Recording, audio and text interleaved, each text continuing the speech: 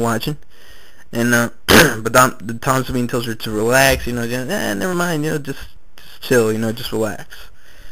But Tom Savini pretty much just wants to boing her, poke her, Well, I mean, it wants to be with her. So, but the girl, he just doesn't drop it, and they say, fine, okay, let's go, get to another spot or something, but at that moment, this guy, pretty much, now this whole thing, from the point where a guy jumps onto the hood of the car with a shotgun, from that point on, the whole thing is shot in slow motion. Now, just listen to what I have to say. The guy jumps on the hood of the car, and then in slow motion, shoots at Tom Savini. Tom Savini's pretty much scared at this point. He shoots him, and the bullet goes through the glass into Tom Savini's head, and the head pretty much just explodes with guts and brains and blood everywhere. And of course, the girl by his side gets splattered too. And the music, now if you mute this video, it's not hard to watch if you mute it, or if you listen to the audio isn't hard to listen either. But I mean, like I said, just the combination of the music and what's going on in front of the camera, it just makes it hard to watch, because oh god, I mean, I've seen more disturbing stuff before than this, but I mean, this was just really, and to a point that's kind of, some people might say ridiculous. Now, I told this to Effrey now, that I thought that these movies were beyond ridiculous. But see, the reason they're ridiculous, that I say that they're ridiculous, the gore in this movie and these movies are ridiculous, is because, like I said, they're movies, If this were like real stuff, I wouldn't say ridiculous. I would say freaking disturbing. All right, that is freaking sick, messed up crap, And these movies are just really hard to watch. And I know I didn't get into much of this stuff, but I mean, I don't. When I like a movie, I do some research on it, And this is actually, I think, my first time talking about a movie that I watched.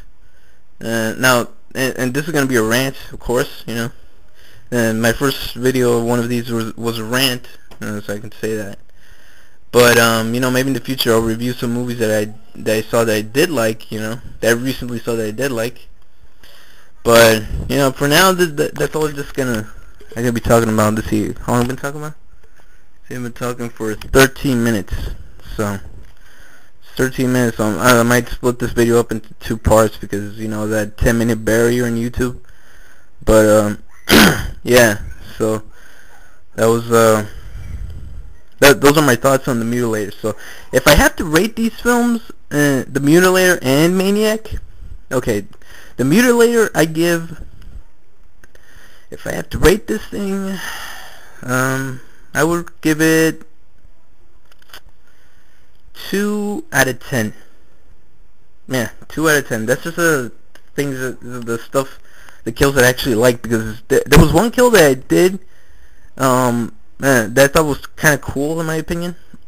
One kill, and that's the ending kill, where at the end, I'm probably gonna give the ending away, but at the end, of course, the guy, the Mutilator, the dad who lost his wife, gets killed, by the guy and the girl in the car, and the guy was trying to kill the guy and the girl, and but the guy backs up in this car, and the guy slides down into the back bumper, and he pretty much gets he gets bam, just rammed into this wall. Now the guy's still alive.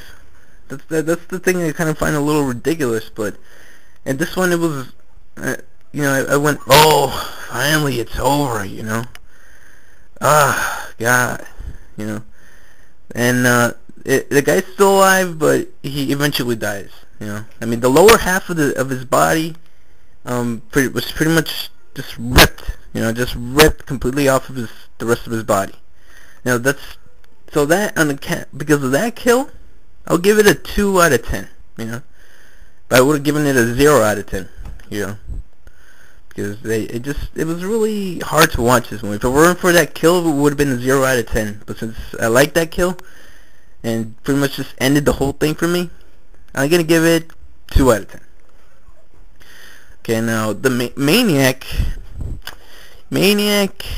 was, in my opinion, a little more watchable, but I don't know. I mean, for this, right after I saw the Mutilator, I went to see Maniac, and I was just like, ugh, God, that was it didn't call to me, you know. I don't know. But since I didn't see the ending part, because I don't know which part it was, but I think it was 6, 5, 6, 7, somewhere around there.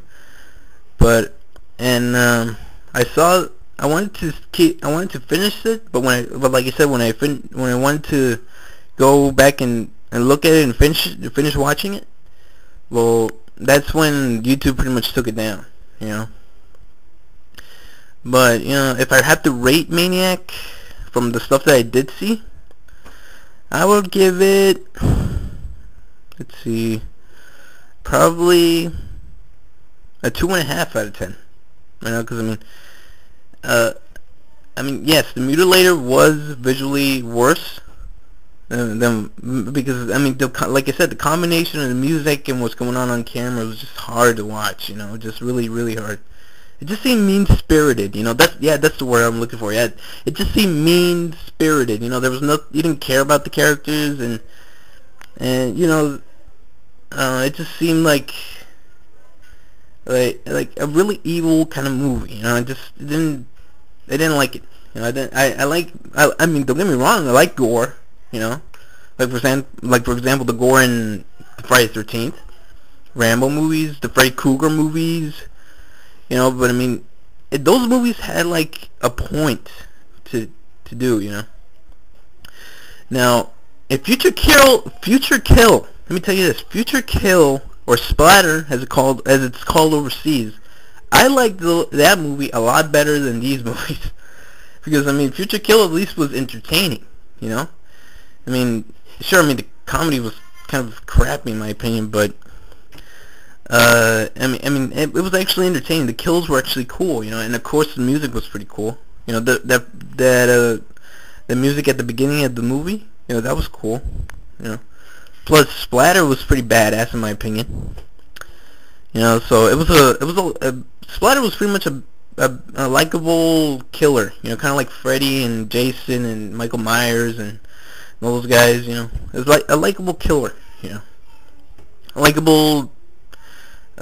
likable jerk, so to say. And you know, just I mean, Future Kill. I like Future Kill, but I know Effrey has said that Sierra 12 was here to stay has said that Future Kill is kind of like a guilty pleasure of his, because he saw it when he was a kid, so it pretty much stuck in his head as one of his favorite movies. Now, Future Kill is cool. I'm just gonna say it's cool, and not great, you know, like maybe say Friday the 13th movies or the Nightmare on Elm Street movies, but it's still cool, you know. I mean, definitely Texas Chainsaw Massacre is way better than this, because the stars in Texas Chainsaw Massacre was actually the stars of that movie were in Future Kill, you know, but Future Kill was, in my opinion, yeah, like I said, in my opinion, Future Kill was a way better film than these movies, The Mutilator and Maniac. You know, maybe one day I'll make a review about Future Kill, but for now, this is all gonna be it. So yeah, if you have a weak stomach, don't watch these movies. You know, because you're gonna probably end up puking, or if you have like really sensitive brain, you know, you might not. This thing will F you up. It will mess you up big time. Okay. So I suggest if you don't want to see him, yeah, I wouldn't blame you. You know. So like I said, the Mutilator 2 out of 10, Maniac 2.5 out of 10, and that score is out of the stuff that I kind of did like. So yeah. So that was my rant on these movies that I see. Hope you guys enjoyed it, and this is all gonna be now for, let's see, it's been talking for 20 minutes. So yeah, this is MKM Forever signing off. Y'all take care. Later.